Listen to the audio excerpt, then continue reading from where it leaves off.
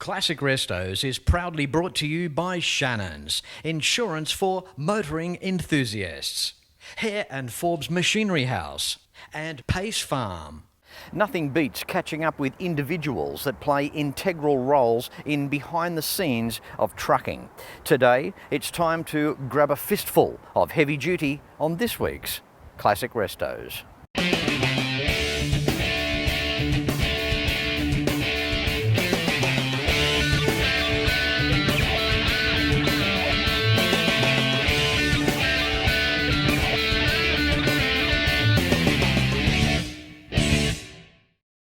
Classic Restos Trucks Edition has always received great feedback. And if you're into your Kenworths, well, here's one that was brought across from the United States of America a while ago now, and the owner is Dave Chapman.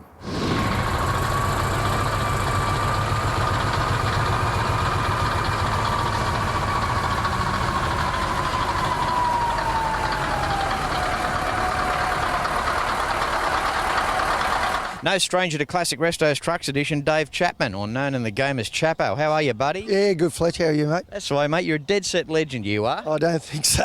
No way, no. There's going to be a lot of blokes watching the show that say, I know that bloke. Maybe because I'm crazy.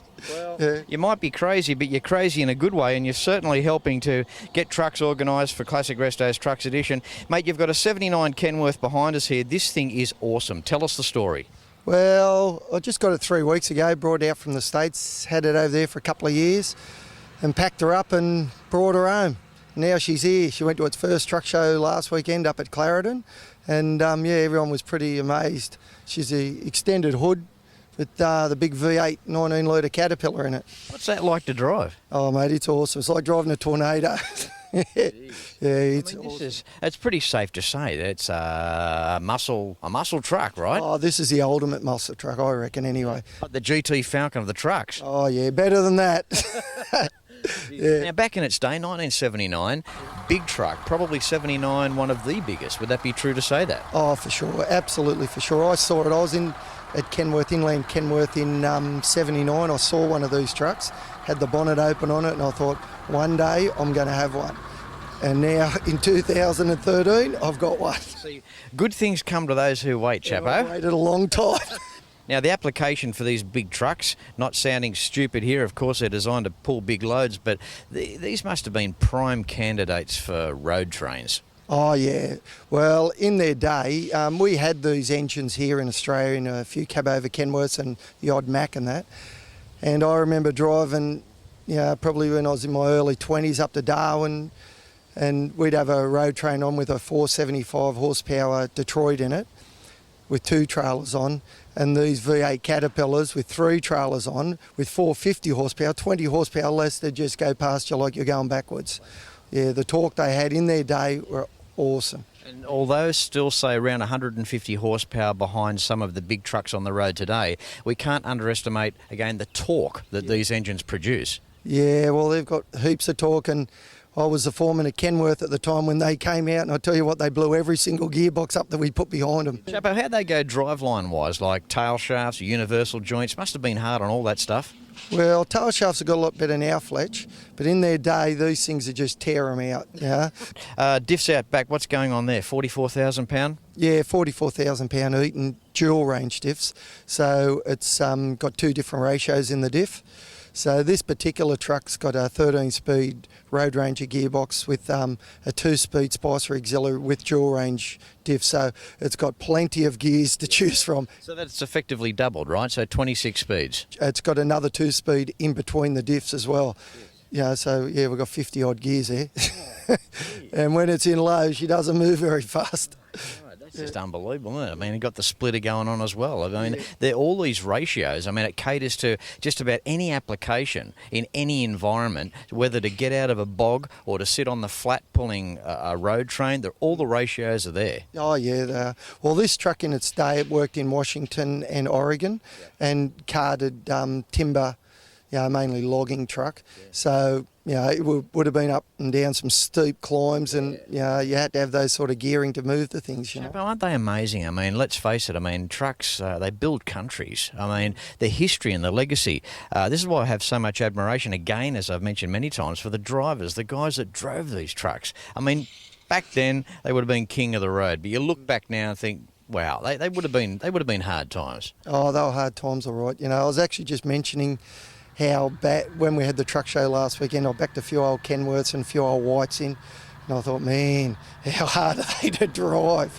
Like this truck, in the late 70s, early 80s, they started getting the full power steering on them and that sort of thing, so they're a lot easier to drive. This truck here is absolutely great to drive. Chappo, great catching up with you, mate. Thanks for organising what you have today.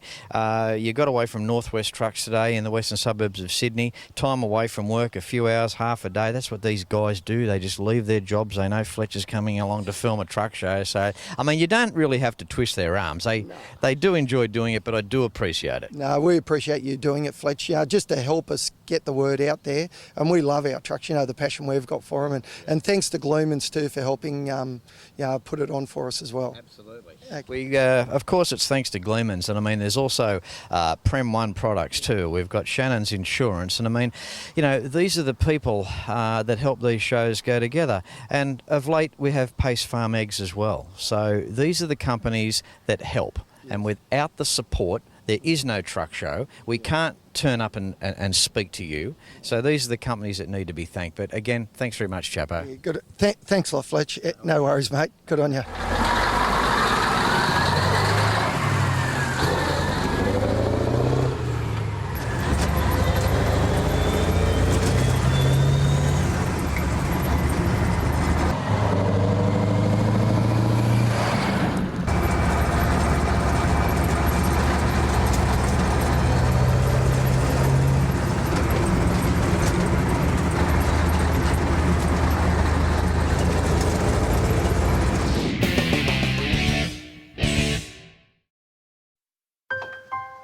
I spend a lot of time out here. The RT Charger's the real deal. An E49. Remember A-Charger? I've always got projects on the go, so Shannon's laid-up cover helps protect my restorations. I'm Mopar through and through. It's a passion Shannon's understands. I wouldn't insure my cars and bikes with anyone else. Shannons, insurance for motoring enthusiasts. Call 13 46 46 for a quote. Hare & Forbes Machinery House has been family owned and operated for over 85 years, and it's easy to see why. Planning on welding? Look at these welding tables and clamps, air compressors and different air tools, sandblasting cabinets, through to spray guns. Everyone is welcome at Machinery House. There are competitive freight rates around Australia, and you can buy online at machineryhouse.com.au. So remember, Hare & Forbes has the range. And if you own a Classic, it just has to be insured with Shannons. Why not pick up the phone and give Shannons a call for a quote and a chat on 134646. And if you're enjoying watching Classic Restos, keep in mind there are over 315 episodes awaiting you on the Shannons Club, with a whole heap of other really cool stuff there. For more information, go and visit shannons.com.au. Klos Custom Trucks, just north of Geelong in Victoria, have been doing awesome work on the big stuff now for years. You might want to clap your peepers onto this, because it's time now for a classic Klos flashback.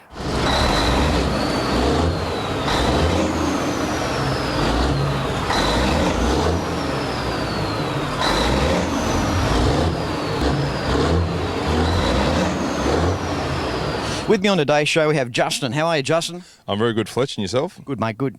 Jeez, mate, you're a tall bloke, aren't you? Hang on a sec, hang on. Okay. Yeah. Hang on, I got just the thing to help me.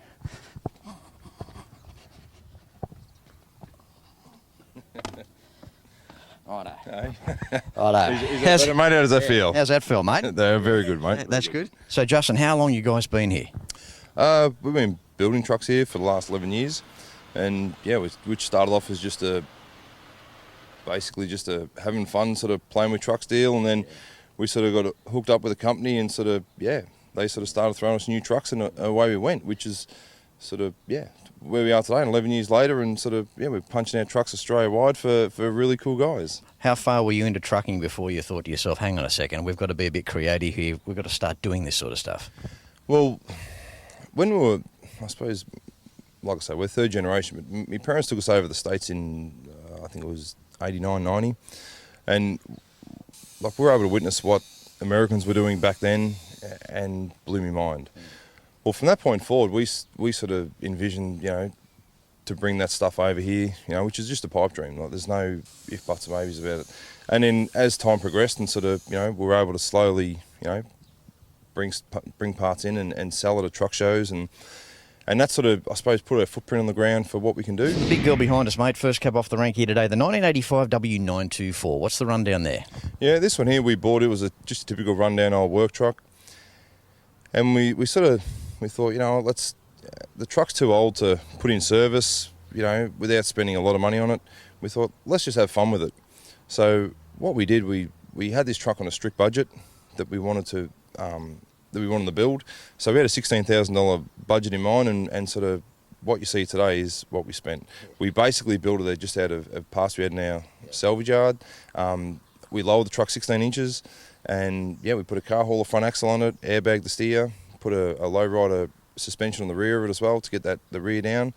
Like the tanks and all that on the truck were just all scrap stuff we had laying around that we just basically used no money, just used our creativeness to build it, How cool is it? I mean, these guys hot rodding trucks, it's like the equivalent of hot rodding cars. They are just big cars. They're just so awesome. The truck in its entirety, how does it drive? Mate, like a Cadillac. Does it? Like, absolutely beautiful. And that's one thing we sort of, on a hot day or something, on a Sunday, me and the brother, we'll take a truck out and we'll just go for a drive, and that's we got cars and bikes, but we love trucks. It's your therapy, right? It is, correct, yeah, and then the girls don't get it, but it's just the way it is. What I love about what you guys stand for, Justin, is by no means are you an old guy. You're a young guy, but you're carrying on that older type tradition that a lot of people watching the show are going to appreciate, and that is a very cool thing just in itself. Speaking of cool, we have the 007 truck next to us here. Now, famous for the movie 007. How did you score this? We're in Las Vegas, Kenworth there, I would have said probably about 93, 94 or something like that. And they had these two trucks, as in the movie, sort of rearing up in the air. And wow, we couldn't believe what we seen. And I said to Dad, why don't we buy one of them? He's like, mate, he goes, you're dreaming. Well, you know what, he was right. And sort of that was... You were dreaming. Yeah, it was one of them trucks, Fletch, that we could sort of always, every time we'd sort of flick around on the internet or something, you see one up for sale, it's like, wow. Yeah. We actually got on a friend of ours there, there's a TV show called Trick My Truck, which a lot of people are familiar with. Brian, he's a good friend of ours, he sort of sent me an email, said, listen, he goes, I think I've got your 007. He goes, this guy wants to, muck around with it. And I'm like, give me his details, and we committed to the sale straight away because they're just not around. But give us the model. The people watching the show, year model on the model of the truck, Justin. Well, that truck's it's a 1990 Kenworth W900L, and what's so special, I suppose, with this truck here is that when Kenworth, this is the first model. Like Kenworth's always had a 900B, which is a shorter nosed version. But when they introduced the 900L, which is for the long nose, they brought it out in the 007 series. So this is the 9th one that's ever been built, which is kind of cool. So they for the movie James Bond, License to Kill, Kenworth brought them out as just a signature, for that. And to try and get it, we were very, very lucky. How does it make you feel to own such an iconic truck with such history? You know what? We're going to die with that truck. And that's one thing that we've had a lot of offers for guys wanting to buy it, and it's just such a sentimental truck to us. We love it. Classic Restos promotional truck. I could see it now. I've got Buckley's getting a hold of this thing. We'll give it a go anyway, Fletch. Justin, I've got to say, mate, it's that time of the show before our break. We're going to have to take this big girl for a run. Can we do that? Certainly can, mate. I'll go and fire her up. All right, strap yourself in. Have a look at this.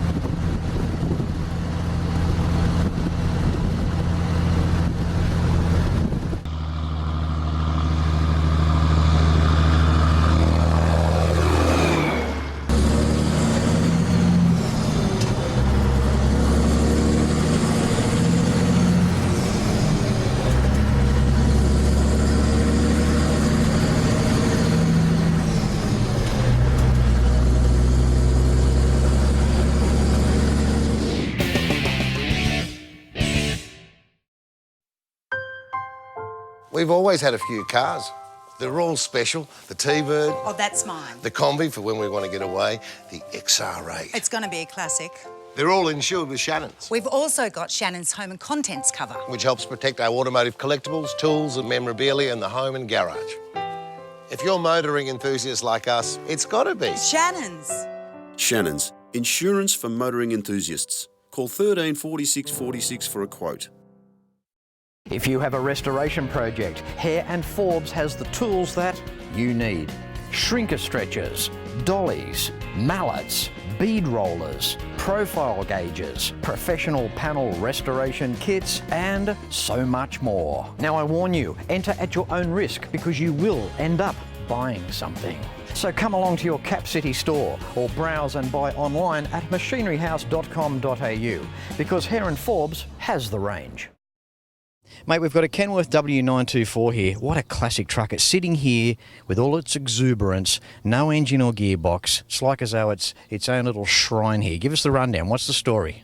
Well, this truck here is this truck's probably the pioneer in sort of custom trucks in Australia, that set the trend.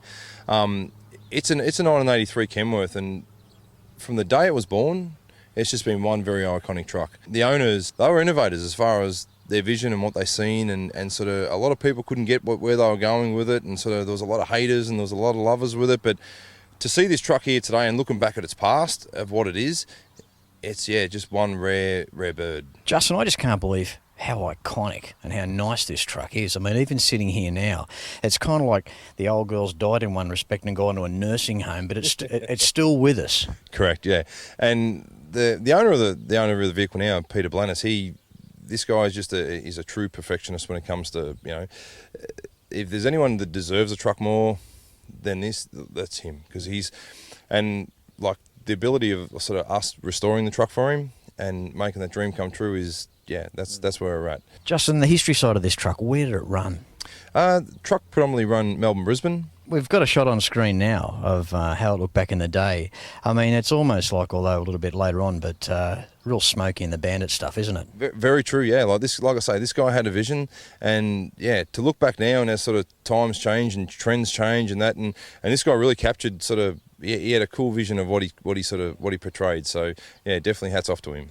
It's amazing too, the American trucks, the way they're detailed. I mean, it goes without saying, they're just so symbolic with their shiny stuff. Down to they were proud of the displacements in terms of engine size, like 500 Detroit, bang, on the side there. Yeah. That was a statement, wasn't it? Correct, yeah.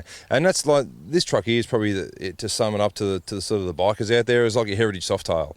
Yeah. It's a fully dressed truck with sort of, everything on it, and it's a truck that sort of screams pride, like sort of, and individuality, which is pretty cool, the way sort of people, make it individual. They command respect. I mean, whether they're standing still or out on the highway, they command respect. Even at roundabouts, even when we're standing right now, this is the only time that you want to be standing in front of a Kenworth. Yeah, very true, Fletch, because but that is like you see a truck going down the road, and not too many people actually take notice of a dirty truck.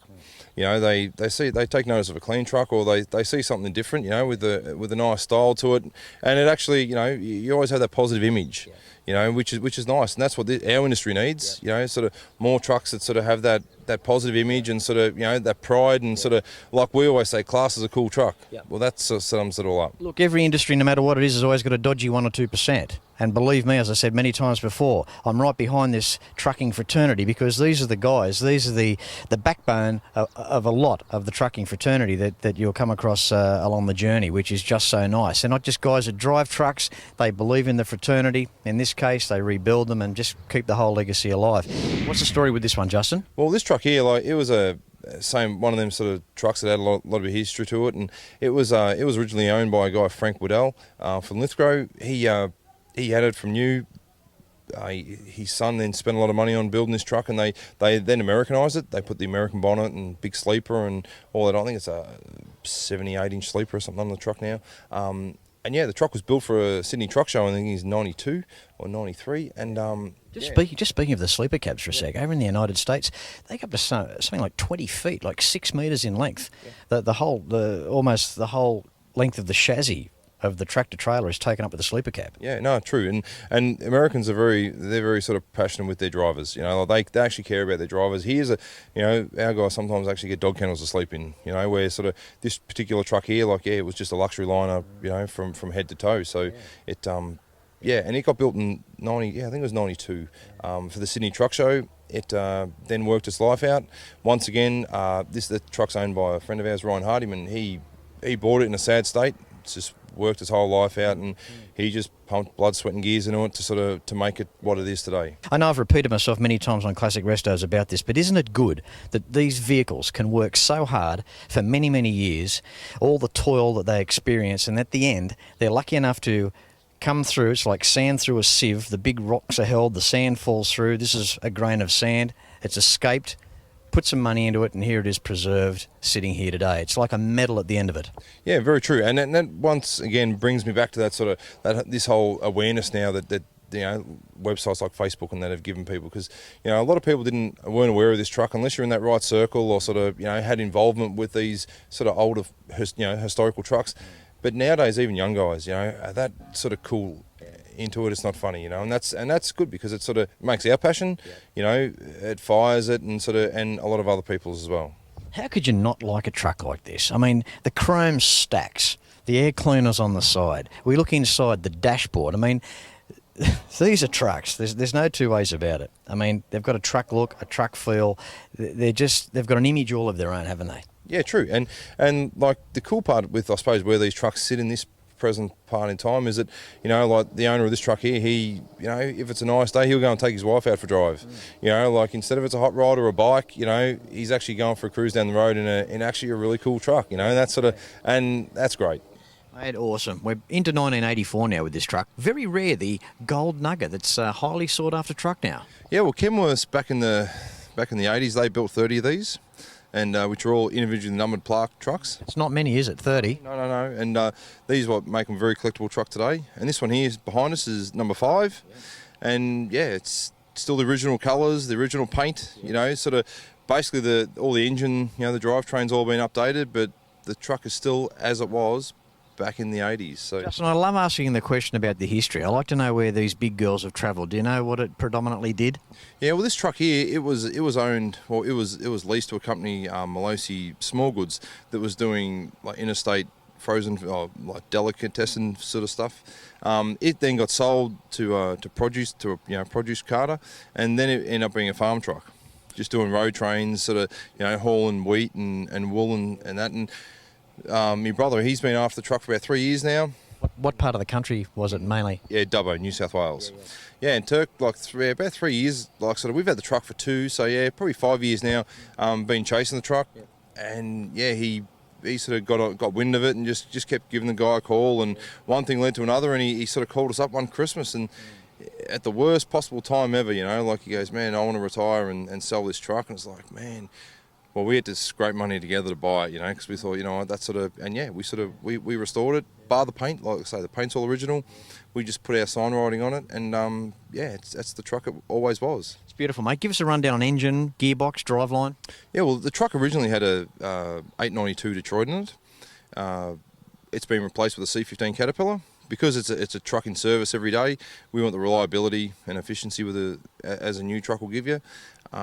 It's got an 18-speed Spicer in it, so it's always had the Spicer transmission. Sounds like fun to drive.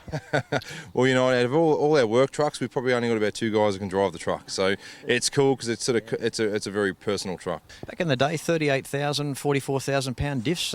They're sort of, yeah. If you had 44s, you're a pretty big stepper. This now's got 46,000 pound diffs. Yeah, we put Airglide 100 under it, and sort of like basically from the actual outside of the cabin, you know, is original. The rest of it's brand new.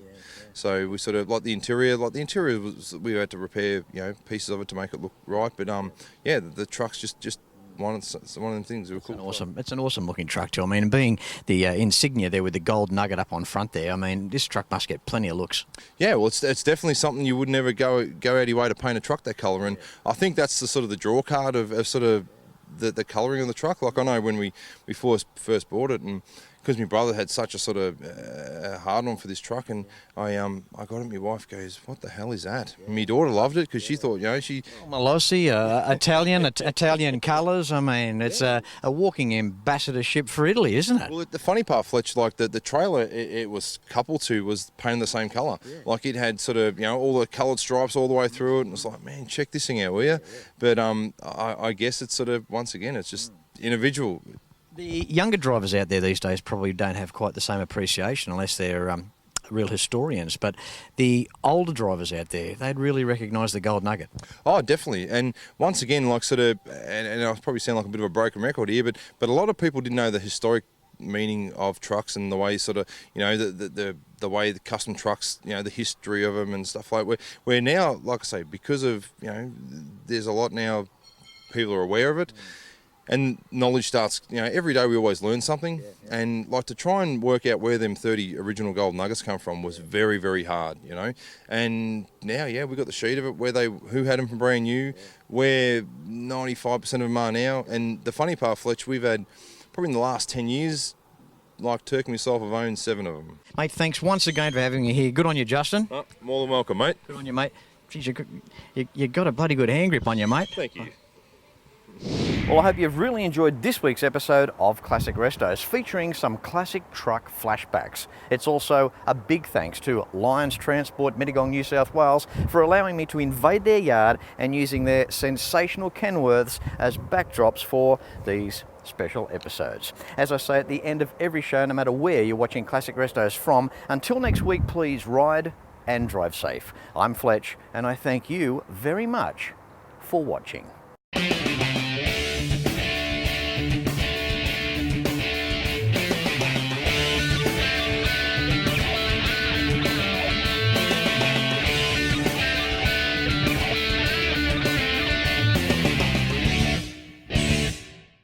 You can like and follow us on Facebook at facebook.com/Classic Restos TV and watch catch-up episodes at shannons.com.au. Classic Restos is proudly brought to you by Shannons, insurance for motoring enthusiasts, Hare and Forbes Machinery House, and Pace Farm.